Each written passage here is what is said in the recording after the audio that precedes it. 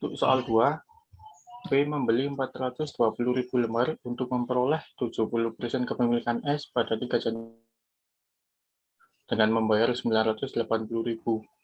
Pada saat ekuitas S terdiri dari saham biasa 1,2 juta dan saldo laba sebesar 200.000. Nilai par saham S adalah 2.000. Pada tanggal 31 Desember 2017, S menerbitkan tambahan 150.000 lembar saham baru dengan harga 2.400. Net income S selama 2017 adalah 150.000 dan dividen yang dibagi adalah 60.000. Diminta yang nomor 1, hitunglah persen pemilikan P terhadap S apabila P membeli semua saham baru dan buatlah jurnal yang harus dicatat oleh P atas transaksi ini.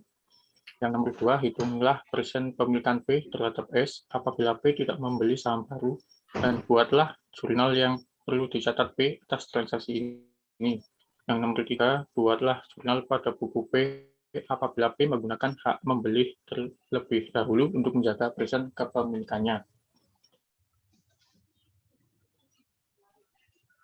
Tanggal 3 Januari 2017, kepemilikannya itu 70%. Lembar saham yang dimiliki 420.000. Kemudian nilai akuisisinya 980.000 dan implied value-nya itu 1.400.000 dari 980.000 dibagi kepemilikannya 70%. Kemudian ekuitas S yang tadi terdiri dari saham biasa dan saldo laba sebesar 1.200.000 dan 200.000. Totalnya itu 1.400.000. Kemudian eksesnya 0. Implied value dikurangi dengan ekuitas S.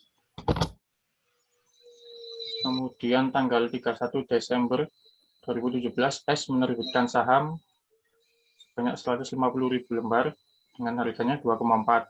Totalnya itu 360.000.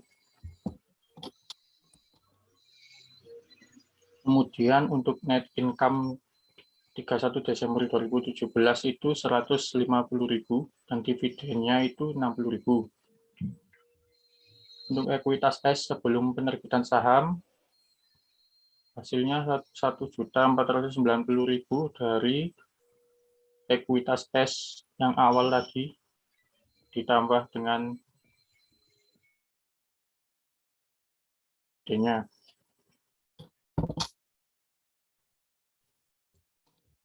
Kemudian untuk ekuitas S setelah penerbitan saham itu sebesar 1.850.000 dari saham yang diterbitkan S, ditambah dari ini ekuitas sebelum penerbitan saham ditambah dengan saham yang diterbitkan S 31 Desember 150.000 dengan harganya 2,4. Kemudian untuk total saham barunya itu 600.000 dari 420.000 dibagi 70%. Untuk yang total saham barunya itu 750.000 dari saham yang diterbitkan S 150 awal. Kemudian untuk yang nomor 1, jurnal pada P, jika P membeli semua saham baru.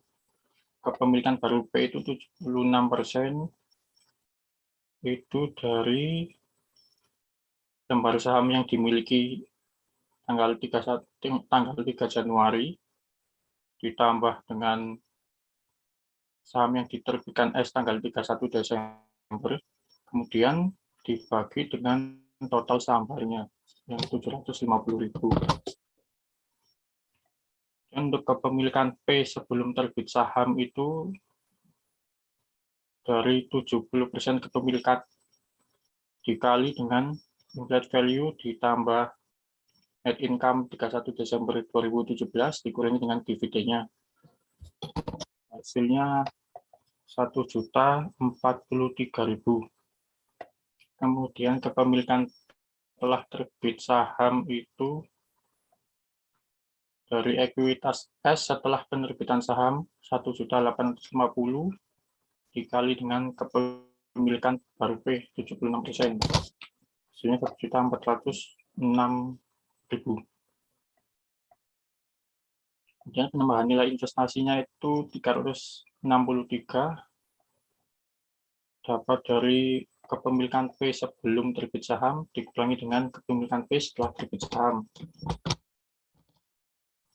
Kemudian nilai beli sahamnya itu 360 dari yang ini tadi. Kemudian dapat increase in equity sebesar 3.000 dari penambahan nilai investasi dikurangi nilai beli saham. Kemudian untuk jurnalnya itu investment in S 363.000 pada additional PIC 3.000 dan cash 360.000. Kemudian yang nomor 2, jurnal pada P jika P tidak membeli semua saham baru. Kepemilikan baru P 56% itu dari 420 yang bersama dimiliki di awal dibagi dengan total saham barunya 750.000. Kepemilikan P sebelum terbit saham sama seperti yang nomor 1 tadi. Hasilnya 1.043.000. Kemudian kepemilikan P setelah terbit saham itu dari ekuitas S setelah penerbitan saham 1.850 dikali dengan kepemilikannya 56%. Hasilnya 1.036.000. Kemudian dapat decrease in equity sebesar 7.000 dari kepemilikan P sebelum terbit saham dikurangi kepemilikan P setelah terbit saham. Untuk jurnalnya itu additional PIC pada investment in S sebesar 7.000. Kemudian yang nomor 3, jurnal pada P jika P menjaga persen kepemilikan baru P itu 70% dari yang awal. Kemudian kepemilikan P sebelum terbit saham sama seperti yang nomor 1 dan 2, 1.043.000. Dan kepemilikan P setelah terbit saham itu dari ekuitas S setelah penerbitan saham 1.850 dikali kepemilikannya 70%. Dapat penambahan nilai investasi sebesar 252. Kemudian nilai beli sahamnya itu dari ini tanggal 31 Desember 360.000 dikali kepemilikannya 70%. Hasilnya sama 252. Hasilnya itu 0 cash in equity-nya. Untuk jurnalnya itu investment in S pada cash besar 252.000.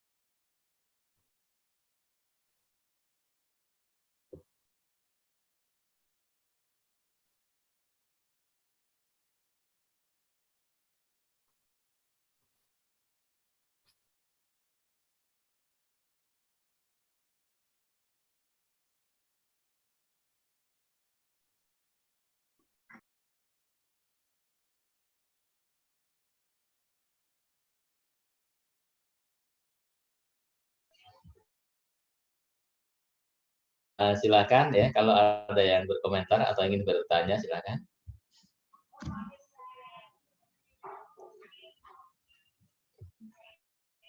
Halo, baik-baik semuanya. Ya. Kalau sudah baik-baik semua, kita lanjutkan dulu. Izin stop share, Pak.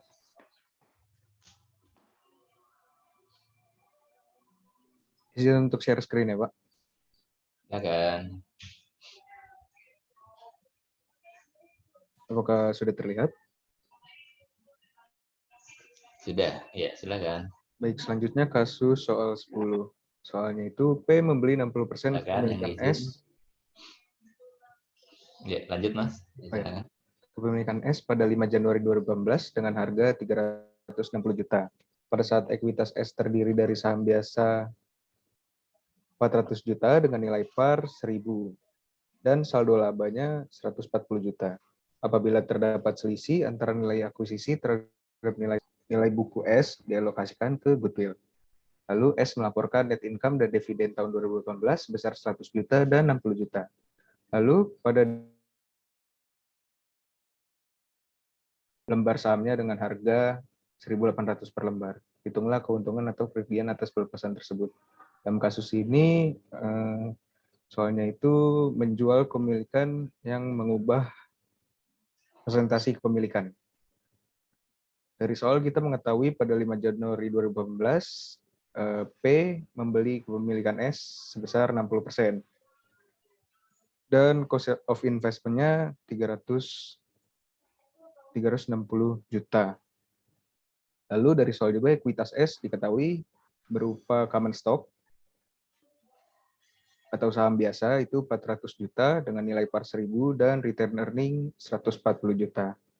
Dari dua ini kita bisa mengetahui berapa saham beredar dan saham yang dimiliki. Saham beredarnya tinggal common stock dibagi dengan jumlah per lembarnya, nilai parnya. Jadi dapat 400.000 lembar saham yang beredar. Lalu saham yang dimiliki itu 60%-nya dikalikan dengan saham yang beredar. Lalu di soal juga diketahui tadi net income dan dividen. Dia ada membagikan dividen. Lalu pada tanggal 2 Januari, P menjual kepemilikannya sebanyak 120.000 lembar dengan harga jual per lembarnya 1.800. Lalu kita mencari goodwill dulu karena di soal diminta atau terdapat info apabila terdapat selisih dialokasikan ke goodwill, yaitu dengan cara mencari implied value dengan cara cost of investment-nya dibagi dengan persentase kepemilikan. Dapatlah nilai 600 juta. Lalu net asetnya itu penjumlahan dari common stock dan return earning yang menghasilkan nilai 540 juta. Dan terdapat selisih sebesar 60 juta dan itu dimasukkan ke goodwill. Lalu mencari tahu berapa persen kepemilikan saham saat kita menjual.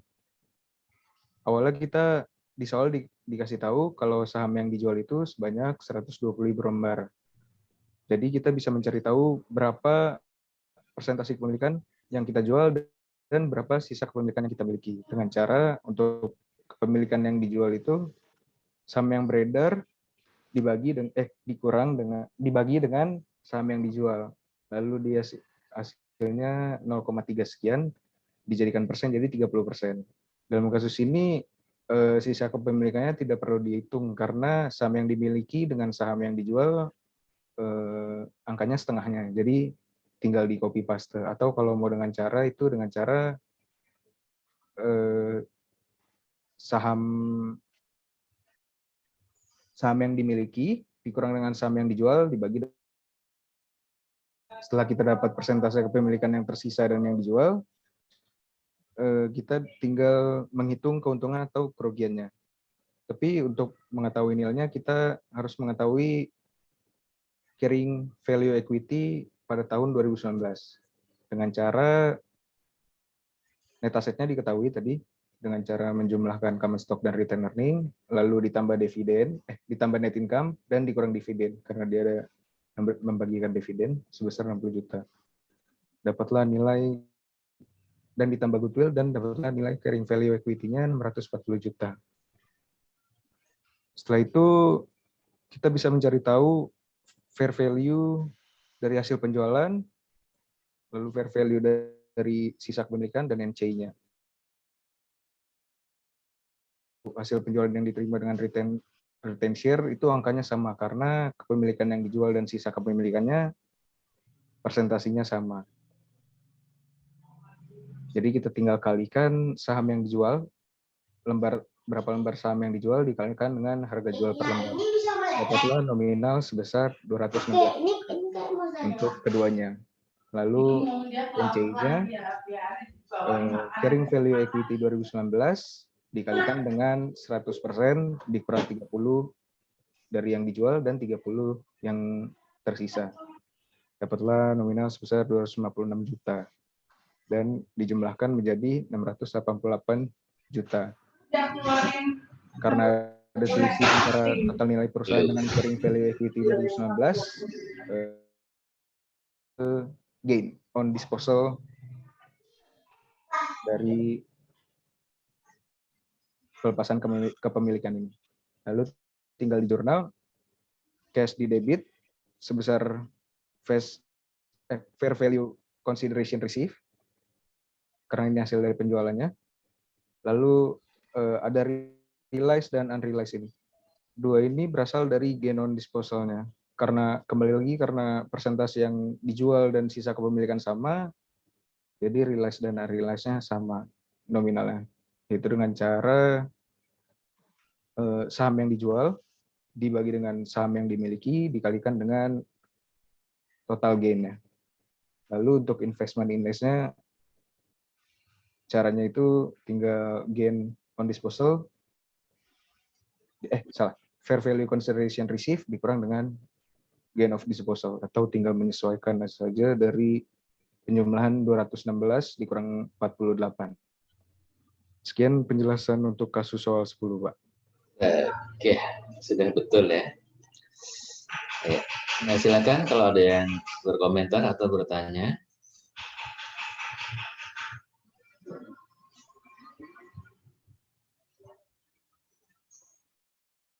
Kalau belum ada, kita lanjutkan dulu. Terima kasih, Mas. Terima kasih, mari Pak. Izin stop share ya, Pak. Silakan. Share screen, Pak.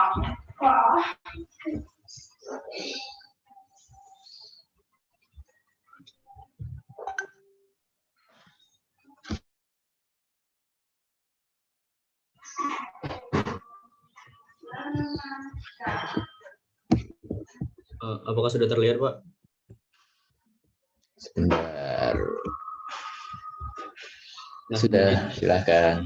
Jadi di sini dari keterangan soalnya itu didapat kalau P itu memiliki kepemilikan 70% dengan total saham 420.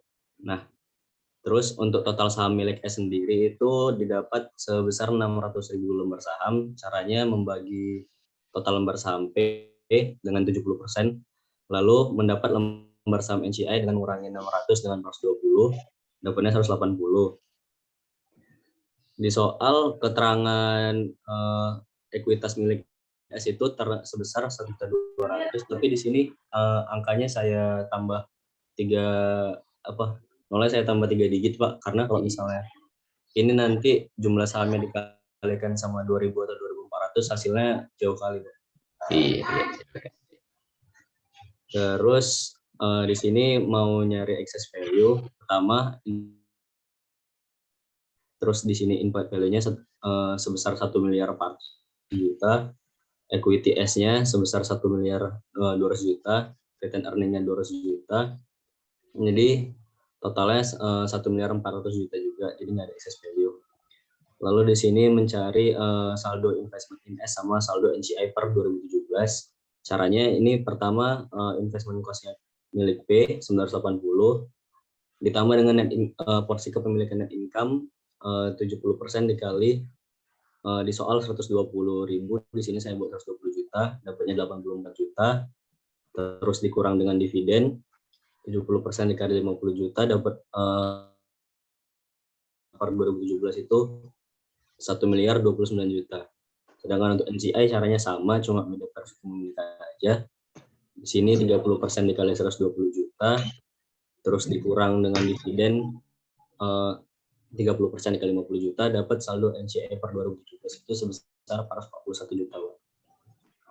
Nah, soal satunya, buatlah jurnal di buku apabila P membeli 100.000 lembar saham yang beredar pada harga pasar. Ini 100.000 lembar sahamnya bukan penerbitan yang baru, melainkan 100.000 lembar saham dari NCI.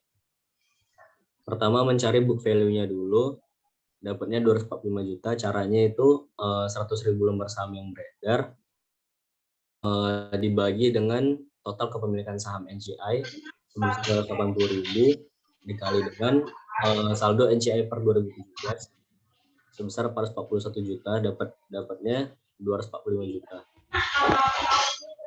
Lalu ini saldo kepemilikan NCI jika P membeli sahamnya. Jadi ini dapatnya dari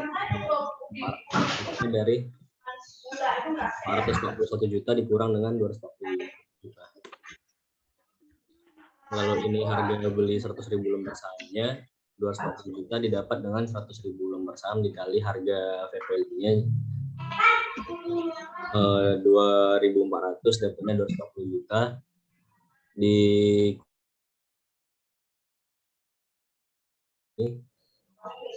Terdapat gain 5 juta jika P membeli 100.000 lembar saham dari NCI.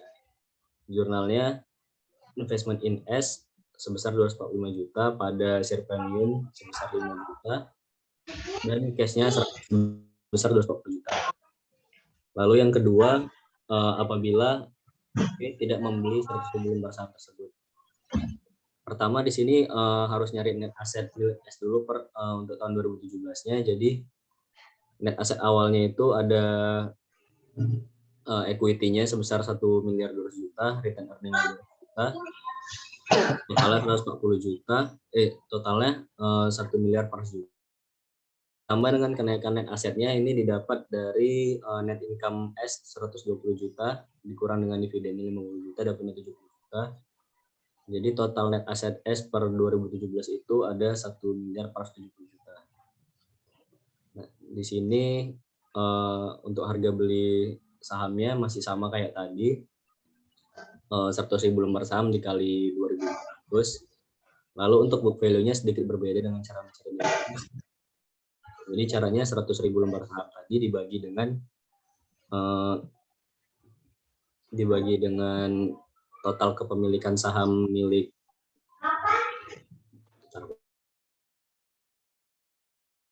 P ditambah dengan total saham NCI, terus dikali dengan net asset milik S per tahun 2017 dapatnya 245 juta.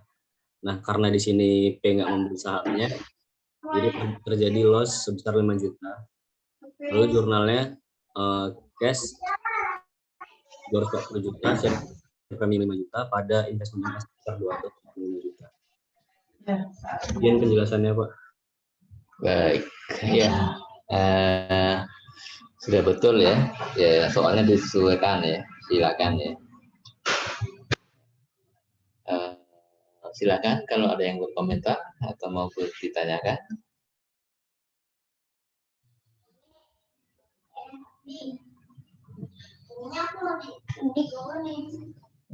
Aku bisa bersih.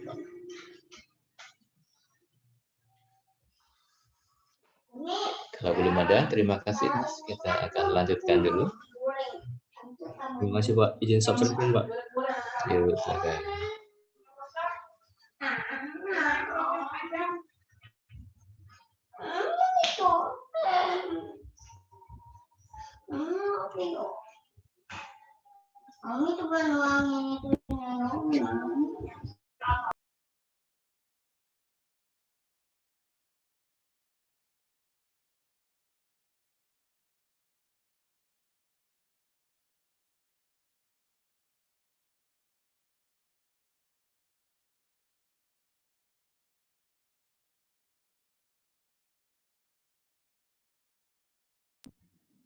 Ya, silakan yang berikutnya.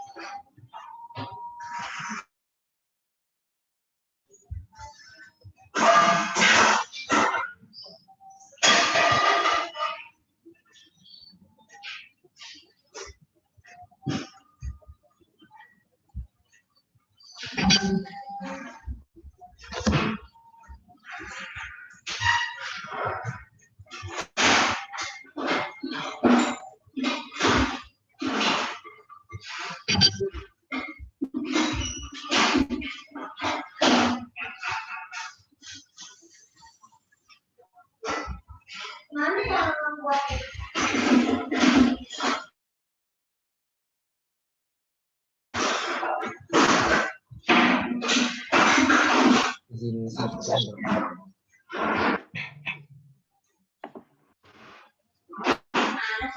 Silakan.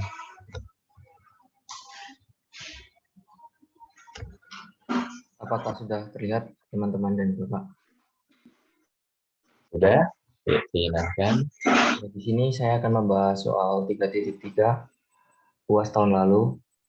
Untuk soalnya sendiri, PT Prima Jasa membeli 7.500 lembar saham PT Surya Tama, 75% kepemilikan, pada 2 Juli 2019, senilai 300.000. Ekuitas PT Surya Tama per 1 Januari 2019 terdiri dari capital stock 200.000 dan RE 80.000. Selisih antara nilai buku aset neto PT Surya dengan nilai wajarnya dialokasikan ke paten dengan masa manfaat 10 tahun. Untuk tahun 2019, PT Surya Tama memperoleh net income 140.000 dan membayar dividen 60.000 pada 1 Desember 2019.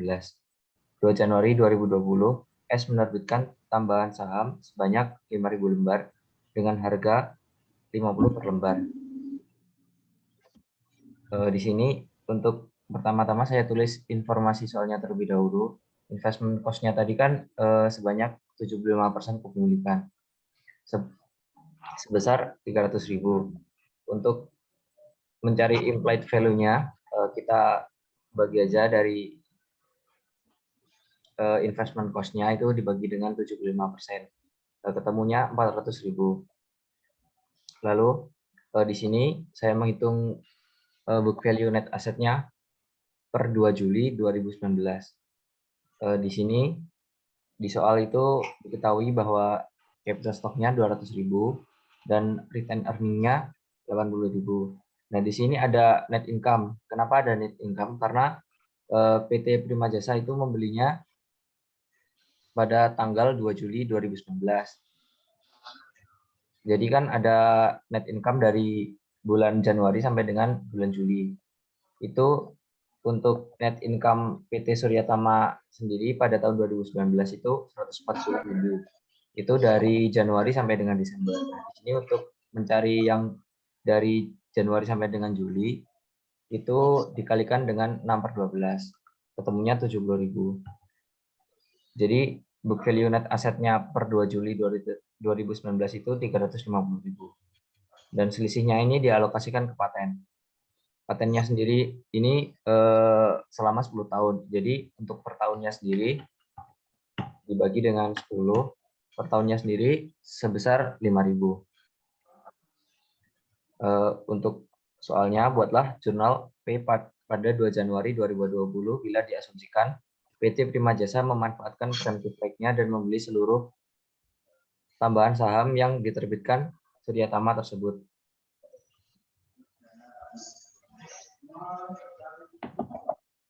Nah, di sini pertama-tama saya cari terlebih dahulu untuk investment pada tanggal 31 Desember 2019-nya. Ini didapat dari investment pada 2 Juli 2019. Nah, ini tadi dari investment cost-nya 300.000. Lalu ada income from S. Income from S ini didapat dari 6/12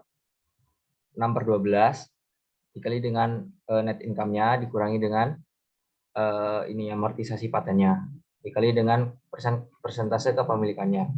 Ketemunya 60.625. Lalu dikurangi dengan dividen pada tanggal 1 Desember. Dividennya sendiri tadi kan 60.000. Terus persen kepemilikannya itu 75%. Jadi dikalikan dengan persentase kepemilikan. Dapatnya 45.000. Jadi total investment pada tanggal 31 Desember 2019 itu 305.625. Pertama-tama kita jawab soal yang pertama. Jika memanfaatkan preemptive right-nya. Jadi pada tanggal 2 Januari tersebut, pada tanggal 2 Januari 2020, PT Surya Tama itu menerbitkan saham baru 5.000 lembar dengan 50. Harga per lembarnya itu 50. Jadi total lembar saham awalnya tadi kan 10.000. Penerbitan saham barunya itu sebanyak 5.000. Jadi total lembar sahamnya itu 15.000.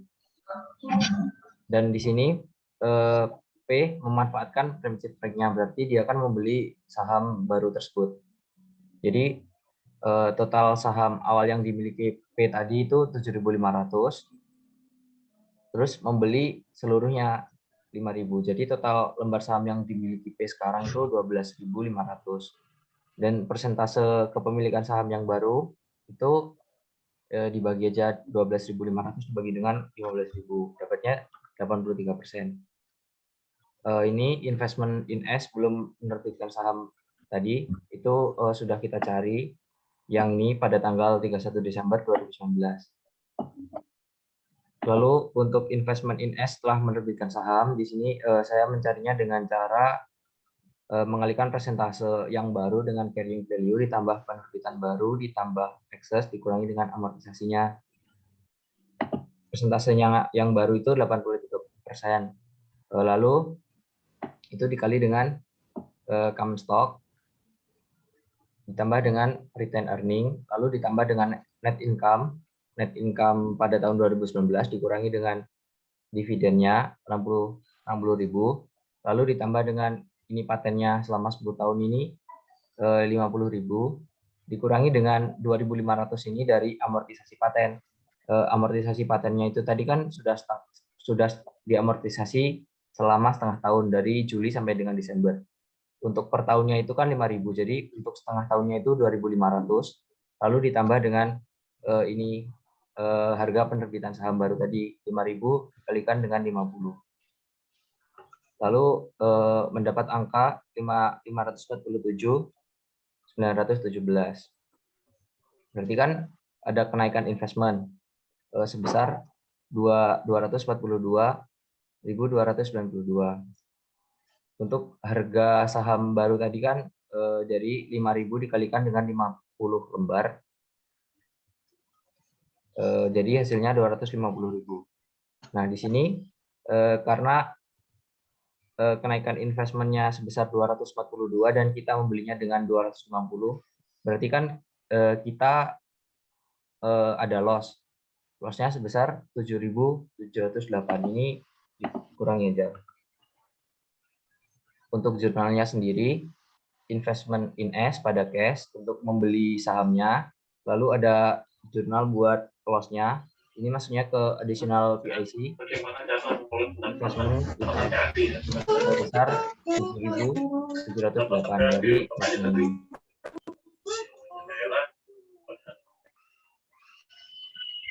Lalu yang kedua, PT Prima Jasa tidak memanfaatkan preemptive strike-nya. Asumsinya kehilangan kendali. Jadi kan sudah diketahui bahwa dia itu sudah tidak memiliki kendali lagi. Pertama-tama, ini caranya sama, total lembar saham akhirnya kan 15.000. Terus total lembar saham yang dimiliki PI itu 7.500. Berarti kan tetap, karena dia tidak membeli saham baru dan tidak memanfaatkan preemptive strike-nya. Terus persen kepemilikan yang baru itu sekarang 50% dari 7.500 dibagi dengan 15.000. Nah, untuk investment in S ini caranya sama seperti yang tadi dari awal ini. Terus untuk investment in S setelah menerbitkan saham, ini caranya sama dengan yang tadi. Persentasenya itu dikalikan dengan carrying value ditambah penerbitan baru ditambah excess dikurangi dengan amortisasinya. Itu dapatnya 328.750. Berarti kan kita ada gain sebesar 23.125. Untuk mencatat gainnya itu jurnalnya investment in S pada gain on disposal of investment. Seperti itu, Pak.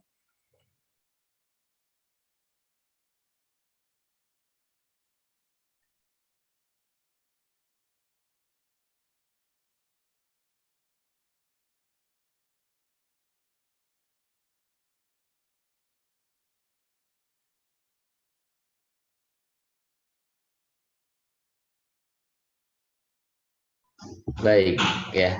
Minta tolong diulang yang ini, Mas, income from S yang 5625 itu perhitungannya.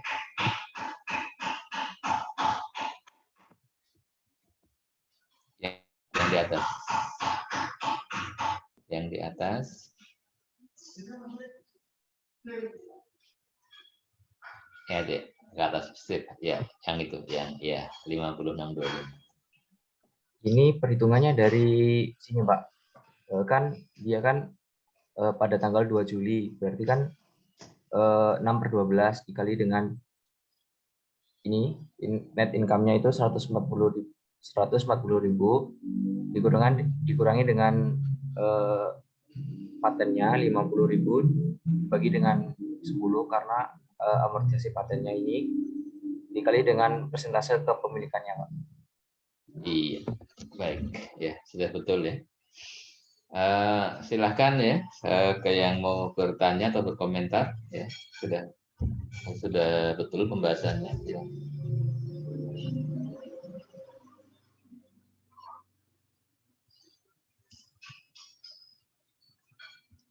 Baik ya, kalau belum ada kita cukupkan. Terima kasih Mas. Baik, izin stop share, Pak.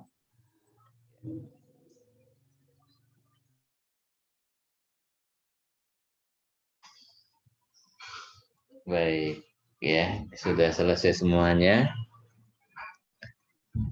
Ya, sudah saatnya bersenang-senang ya dengan kuisis. Ya, materinya mengenai pre-acquisition income, pre-acquisition dividend, dan yang barusan kita bahas ya, perubahan kepemilikan, menjual atau membeli ya. Silakan disiapkan ya, saya akan buka kuisisnya ya.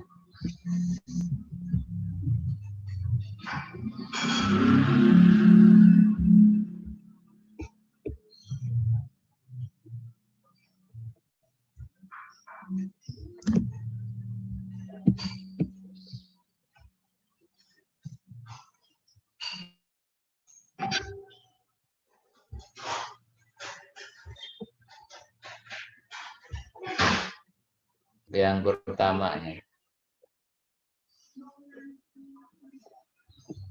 nomor 1 Mei 2001 P membeli 80% S senilai 300.000, ekuitasnya S ada capital stock 200, RE 100, kemudian net income-nya 190. Kemudian S menjual peralatan kepada P 1 September mendapat gain 10.000 ya.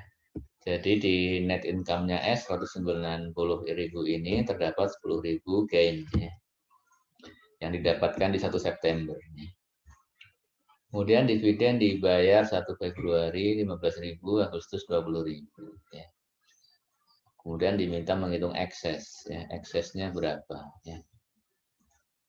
Eksesnya dihitung dengan implied value ya, 300.000 dibagi 80% itu implied value-nya. Kemudian dibandingkan dengan net book value S ya, net book value S ya. Net atau aset netonya S ya. Aset netonya S berapa? Dilihat dari equity-nya ya. Dilihat dari equity-nya, capital stock 200.000 tambah RS 100.000 mendapatkan 300.000. Ini adalah equity-nya S per 1 Januari. Ya. Kemudian karena pembeliannya di 1 Mei, maka ekuitasnya S tentunya bertambah ya, bertambah bertambah dari net income ya. Net income-nya 190.000 ya. Dalam setahun ini kita kurangi dengan gain yang diperoleh di 1 September ya, dikurangi 10.000 berarti 180.000 yang diasumsikan didapatkan secara merata ya sepanjang tahun. Berarti untuk 4 periode Januari ke 1 Mei ada 4 bulan. Jadi dikalikan 4/12 ya. Ini tambahan equity dari income-nya S, kemudian berkurang equity-nya S dengan pembagian dividen ya, pembagian dividen 1 Februari 15.000 ya.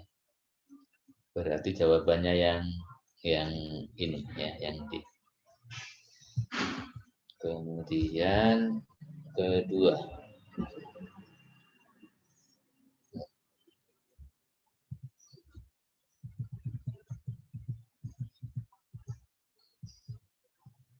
Yang kedua 1 Maret ya 2021. P membeli 70% saham S, terdapat eksesnya 100.000. Eksesnya 100.000, kemudian dialokasikan untuk paten ya 10 tahun umurnya. Kemudian ada net income S tahun tersebut 150.000. S menjual peralatan kepada P di 1 September dengan gain 20.000. Kemudian ditanyakan pre-acquisition income yang didebit ya pada jurnal eliminasi ekuitas S. Ya. Jadi berapa? Ini berarti menggunakan metode atau menggunakan akun pre-acquisition income ya. Berapa yang didebit pada eliminasi ekuitas S, yang didebit sebesar pre-acquisition income ya, pre-acquisition income sebesar ya 150.000 ya, dikurangi dengan gain yang diperoleh di tanggal 1 September ya, berarti ini ya 130.000. Kemudian ini dikalikan dengan periode sebelum akuisisi ya, Januari Februari 2 bulan ya, dikalikan 2/12. Dan ya kalau dalam jurnal eliminasi ini dikalikan dengan persentasenya P ya, dikalikan dengan persentasenya P 70% ya. Kalau ada yang ditanyakan langsung saja ya, langsung ya, diinterupsi nggak apa-apa ya, langsung nyalakan mic-nya, kemudian izin ya bertanya silahkan ya. Kalau tidak ada interupsi saya lanjut ya. Kemudian yang ketiga 1 Juni ya 2021 P membeli 80% saham S, dividen dibayarkan 1 Februari 15.000, Agustus 20.000. Kemudian berapa nilai dividen? Dividen S yang dikredit pada jurnal eliminasi ekuitas S ya. Jadi ketika eliminasi ekuitas S ya, kalau akuisisinya di pertengahan tahun maka dimunculkan pre-acquisition income debit dan juga kredit dividen S yang sebesar yang pre-akuisisinya ya, pre-akuisisinya. Berapa pre-acquisition dividen ya? Yaitu dividen sebelum akuisisi ya, yaitu yang 1 Februari nilainya 15.000 ya. 15.000, kemudian kalau yang di jurnal eliminasi ekuitas S ini dikalikan dengan persentase kepemilikan P ya. 80%. Itu yang ketiga. Kemudian yang keempat ya. Yang keempatnya 1 Mei ya 2021 P membeli 80% saham S, eksesnya ada 5.000 ya, dialokasikan ke building yang umurnya 10 tahun manfaatnya. Kemudian net income S 190.000. Kemudian ada penjualan S kepada P peralatan dengan gain 10.000. Berapa NCI expand ya kalau menggunakan akun pre-acquisition income ketika mengeliminasi ekuitas S ya. Ya kalau menggunakan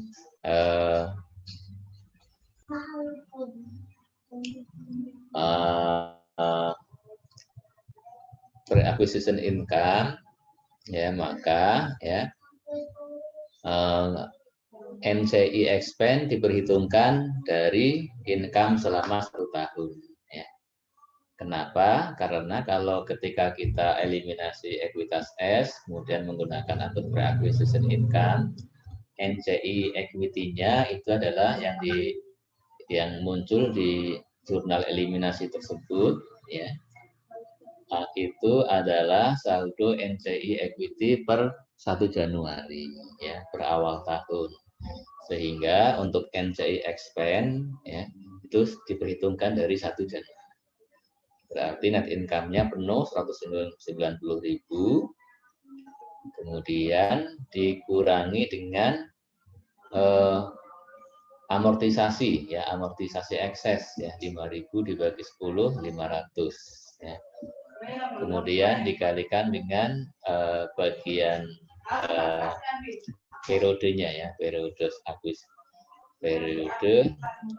akuisisi, ya, karena akan amortisasi tahun tersebut, ya, mulai dari 1 Mei, ya, ke Desember 8 bulan, dikalikan 8 ke 12. Kemudian dikurangi dengan unrealized gain 10.000, ya. Kemudian ditambah dengan realisasi gain. Realisasinya sebesar depresiasi tahun tersebut, yaitu 10.000 dibagi 3 tahun. Masa manfaatnya berapa? Oh, masa manfaatnya nggak diketahui, ya. Masa manfaatnya tidak diinfokan. Ya, ini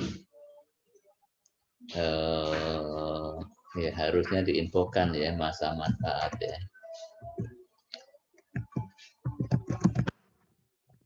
3 tahun berarti, ya, 3 tahun. Dibagi 3, kemudian dikalikan dengan periodenya, ya. Periode apa yang tahun ini berjalan dari Mei ke Desember 8 bulan. Ya, dikalikan 8 per 12, kemudian, ya, bagi NCI tentunya dikalikan 20%, ya. Ya, perhitungannya adalah yang ini, ya, yang jadi karena ini penjualannya upstream, S menjual kepada P, ya, maka yang gain, unrealized gain dan realisasi gainnya ini dikalikan 20%, ya, karena upstream. Kemudian yang kelima, ya, pertanyaan yang sama, ya, kasus yang sama, hanya saja, ya, saya tambahin dulu. Masa manfaatnya 3 tahun.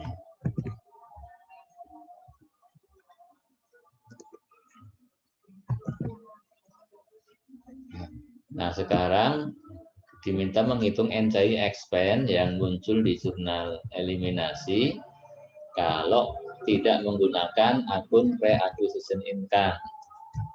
Artinya, ya, eliminasinya menggunakan akun sales, ya, salesnya di debit sebesar sales sebelum akuisisi, kemudian CUGS dan operating expenses di kredit, ya, sebesar yang periode sebelum akuisisi, ya. Berarti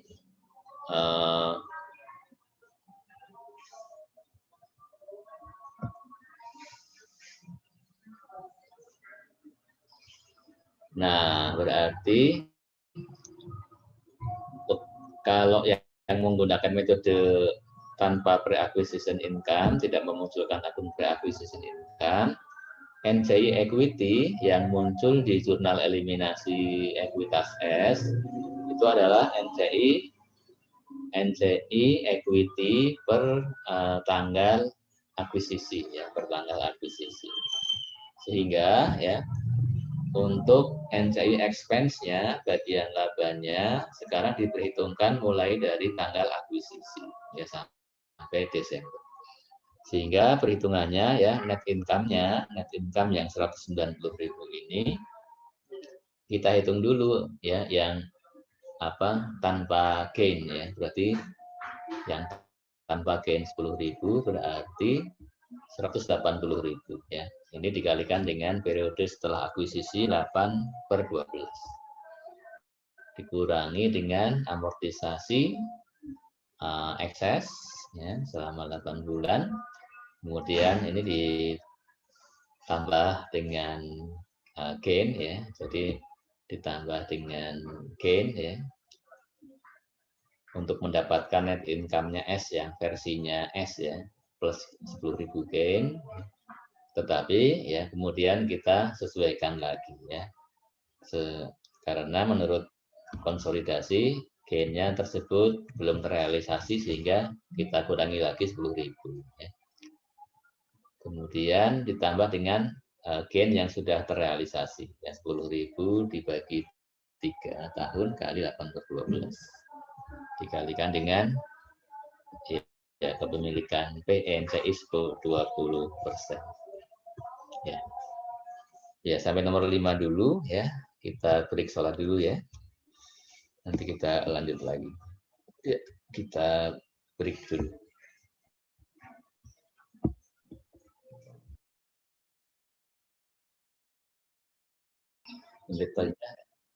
Implied value-nya 800.000 lembar saham ya.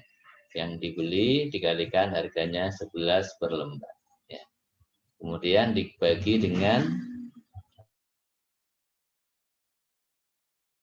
ya, implied value ya sama dengan ekuitas S ditambah dengan ekses ya, ditambah dengan ekses.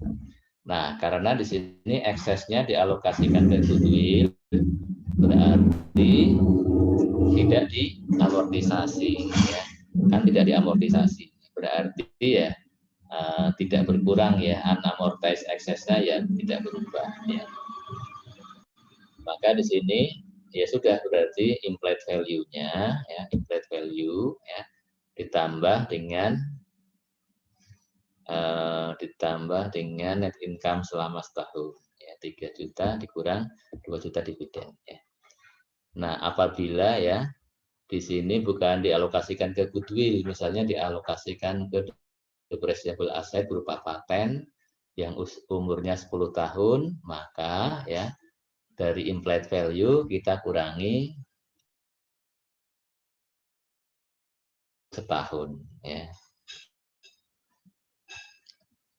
Ditambah net income dikurang dividen ya. Jadi carrying value-nya betul cara menghitungnya.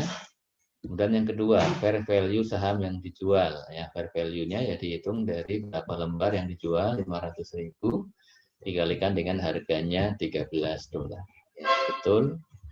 Yang ketiga, carrying value former NCI ya. NCI yang sebelum transaksi penjualan tersebut berarti 20% ya. Nah, untuk carrying value former NCI dihitung dari ya carrying value-nya ya. Carrying value-nya kan ini ya. Ini 800.000 kali 11 berarti 8.800.000 ya, dibagi 80% mendapatkan 11 juta ya. 11 juta ya, kemudian ditambah 3 dikurang 2 berarti total 12 juta nilai carrying value S ya. Berarti carrying value former NCI ya 20% kali 12 juta betul ya. Kemudian fair value saham yang tidak tersisa 300.000 ya, 300.000 atau 30%. Dikalikan 12 juta ya salah ya. Ini berarti carrying value-nya ya. Kalau fair value-nya ya 300.000 dikalikan dengan harga jual pada tanggal tersebut $13 ya. Itu nomor 6.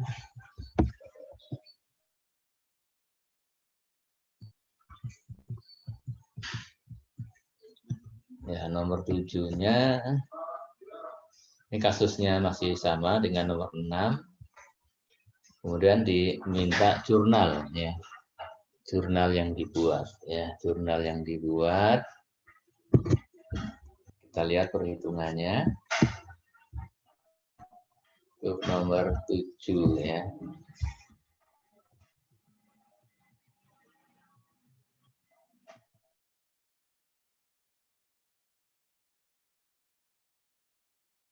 Beredar 1 juta lembar, dibeli 80%, berarti 800.000 lembar. Dikalikan dengan harganya 11, mendapatkan cost of investment 8.800.000 ya. Kemudian dibagi dengan kepemilikan P 80%, mendapatkan implied value 11 juta. Implied value-nya 11 juta ya. Kemudian tadi menghitung carrying value S belum penjualan ya, ditambah net income-nya ya, karena ya di sini eksesnya itu dialokasikan untuk goodwill semuanya ya, sehingga kita tidak perlu mengurangi dengan amortisasi ekses ya, sehingga kita bisa langsung kita pakai dari implied value-nya 11 juta ya. Kemudian ditambah net income menjadi nilainya 12 juta carrying value S sebelum penjualan. Kemudian ya penjualannya 500.000 lembar kali 13 yang ditahan, yang tidak dijual ya, 300.000 kali 13 carrying value former NCI ya 20% kali 12 juta ya. Totalnya 12.800.000 ya. Jadi 800 dari carrying value 12 juta. Sehingga ada kenaikan ya, ada kenaikan nilai dari carrying value ke fair value-nya naik 800.000 ya, itu menjadi gain ya.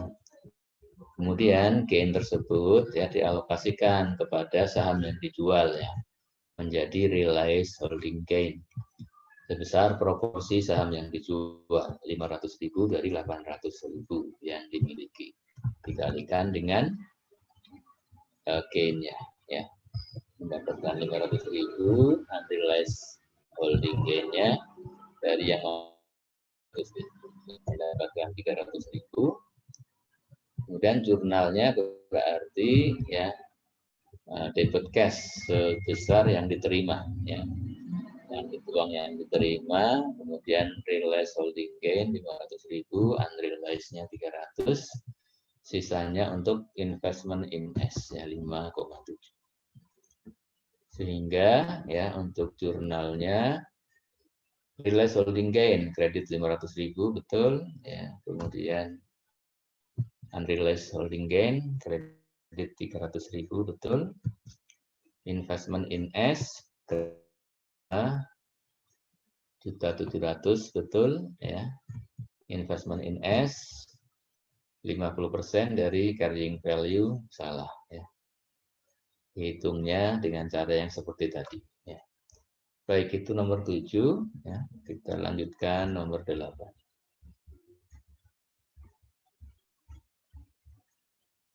Ya, nomor 8 ya. 1 Januari 2020 P membeli 60.000 lembar saham S ya.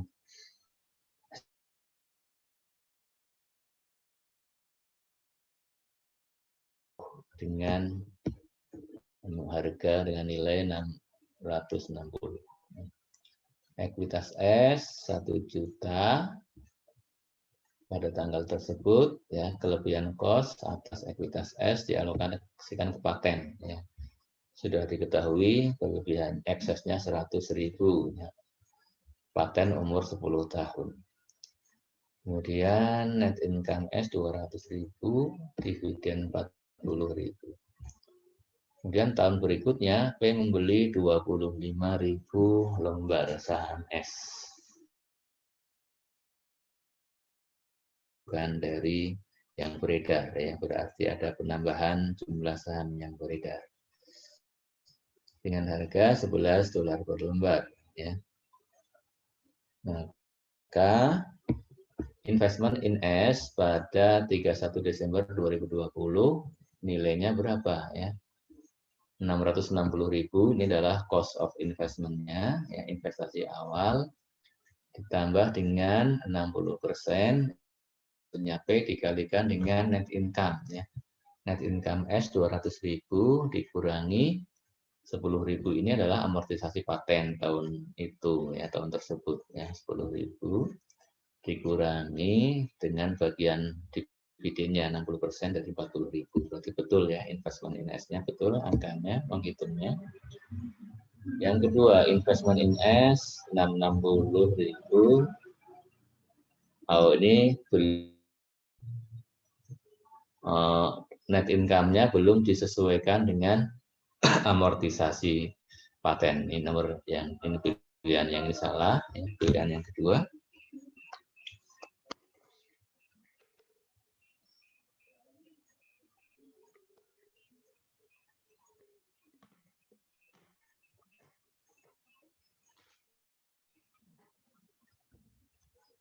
Kemudian ya,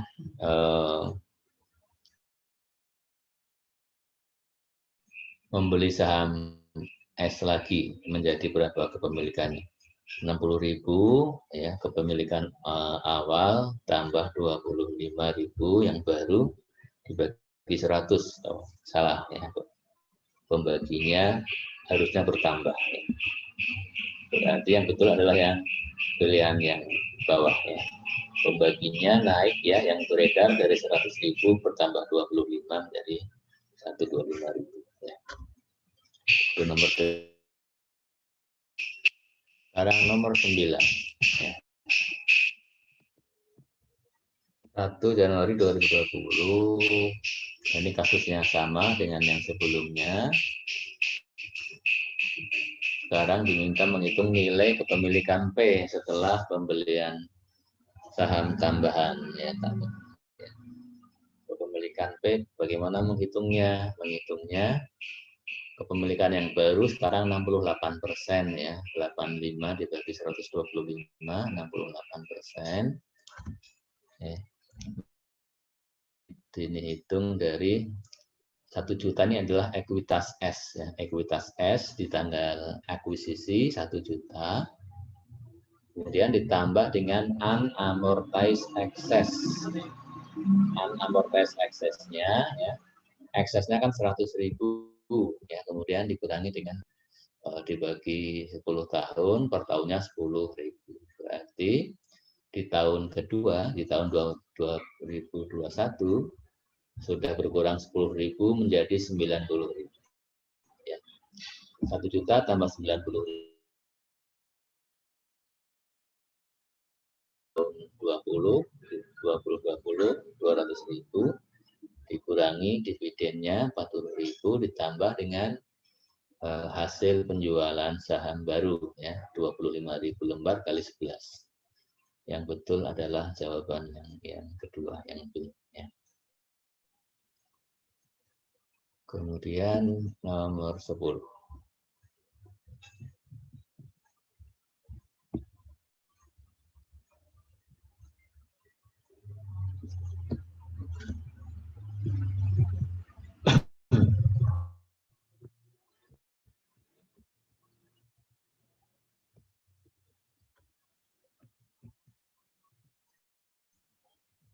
Menggunakan metode ekuitas, masih kasus yang sama ya dengan sebelumnya. Sekarang jurnal pembeliannya, ya jurnal pembelian sahamnya. Ya, kita lihat perhitungannya dulu.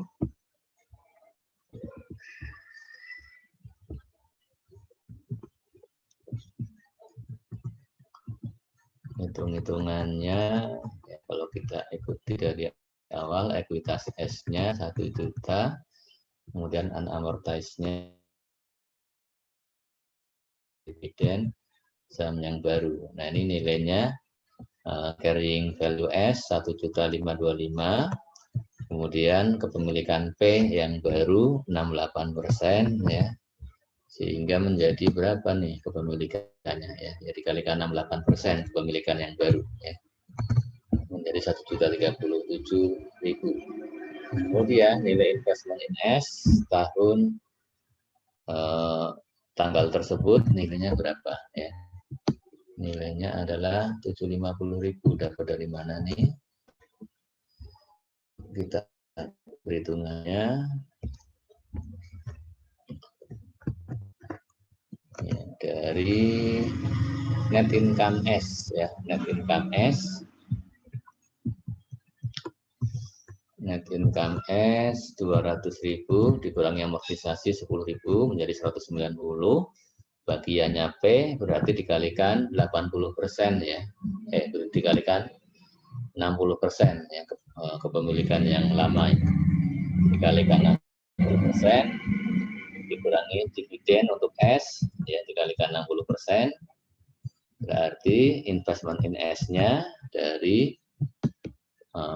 cost of investment awal 660 ditambah income from S 114.000 dikurang 24.000. Mendapatkan 750.000 saldo 31 Desember 2020 ya, atau 1 Januari 2021. Kemudian carrying value S tanggal 1 Januari 2021 dikalikan kepemilikan P yang baru ya. Kemudian dibandingkan dengan investment in S ya, sebelum transaksi tersebut 750 ada kenaikan 287 ya. Kemudian untuk mendapatkan 287.000 ini P membayar berapa ya? P membayar ini ya. 275.000. Hitungan ya. Dengan membayar 275 mendapatkan carrying value S 287 ya. Ada keuntungan 12.000 tetapi tidak diakui sebagai gain ya, diakuinya sebagai kenaikan additional paid in capital ya, kenaikan equity. Maka jurnalnya bagaimana? Ya, jurnalnya kalau digabung seperti ini ya. Cash yang dibayarkan 275, kemudian investment in S ya di sebesar yang 287 nih ya. Kenaikan carrying value-nya, kemudian selisihnya dikreditkan ke additional paid in capital. Ya. Berarti jurnalnya menjadi ya, investment debit 10.000, salah ya, investment 12.000 debit ya, ini betul ya, ini kalau dipisah berarti jurnalnya dibuat dua jurnal ya. Investment bertambah debit 12.000, additional pay debit itu kredit 12.000, kemudian investment in S ya 275, debit kredit 275 cash ya, sebesar harga belinya. Demikian ya untuk pembahasan kuis hari ini ya. Baik, untuk kuis yang sebelumnya perlu di-share nggak ya soalnya untuk belajar? Yang kuis ya, yang bond, yang apa gitu, yang sebelumnya? Perlu mungkin Pak. Ya, kalau bentar ya, nanti saya share ya setelah ini ya. Termasuk yang ini juga silakan ya, kalau yang tadi masih ragu-ragu menjawabnya nanti akan saya share ya. Yang tadi kita bahas ya, untuk belajar. Baik, ya demikian ya. Akhirnya kita sampai di penghujung ya. Di penghujung AKL 1 ya. Tidak terasa ya. Ya. Berarti karena menyenangkan ya, nggak berasa ya. Ya, demikian ya akhir perkuliahan AKL 1 ya. Ya, saya mengucapkan selamat belajar tentunya ya untuk UASnya nanti ya, semoga mendapat hasil yang maksimal ya. Dan kabar gembiranya ya, sepertinya dari kisi-kisi yang diberikan kemarin sepertinya akan ada penurunan bobot kesulitannya dibandingkan UTS-nya ya. Yaitu sebagai evaluasi dari hasil UTS kemarin tentunya ya. Ya sehingga ya silakan ya yang semangat UAS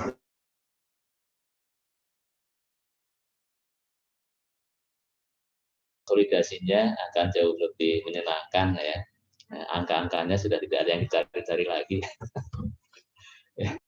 Ya silakan dimaksimalkan ya, karena kayak nggak ada ngitung-ngitung lagi, maksudnya tinggal dipakai, angkanya sudah tersedia semua ya. Ya bakal menyenangkan itu ya nanti ya. Silakan nanti dimaksimalkan ya supaya bisa mengangkat nilai UTS kemarin ya. Seperti itu, kemudian juga semoga sukses nanti PKL-nya dan juga sukses nanti sampai lulus ya, wisuda bareng-bareng semuanya, tidak ada yang tertinggal harapan gitu. Dan tentunya saya minta maaf ya sekiranya banyak yang kekurangan dalam menyampaikan materi AKL 1 ini ya. Dan apalagi ya sudah begitu saja ya, kurang lebihnya begitu ya. Silahkan kalau ada yang ingin disampaikan pesan-pesan saya barangkali ya dari kalian. Izin Pak, mungkin Silahkan, saya Mas. mewakili teman-teman sekelas mengucapkan terima kasih kepada Bapak atas ilmunya selama 1 semester ini. Mungkin apabila ada salah kata atau kata-kata yang kurang berkenan ketika kami sedang presentasi, bisa mohon dimaafkan Pak. Dan semoga UAS kami lancar Pak. Mohon doa restunya Pak. Ya, amin ya. Baik, dan masih ada ini ya sebenarnya, masih ada aktivitas lagi sebenarnya kalian ya, masih ada kuis bersama. Saya minta kalian mengikuti ya, minimalnya untuk sebagai persiapan akhir ya, atau untuk latihan UAS yaitu ya diikuti ya. Saya minta untuk diikuti ya. Nanti dikumpulkan seperti biasa di GCR, dan juga masih ada klinik AKL 1 ya. Itu mungkin ya karena membahas kuis barangkali ya, saya belum tahu juga ya. Atau kalau nanti belum dibahas kan bisa juga diminta untuk dibahas ya, karena kan kalau sedang klinik kan bisa menanyakan apa saja ya. Baik, saya kira itu ya sebagai closingnya, dan mungkin pantun-pantun penutupnya silakan dikeluarkan ya. Izin berpantun, Pak. Silakan Mas ya.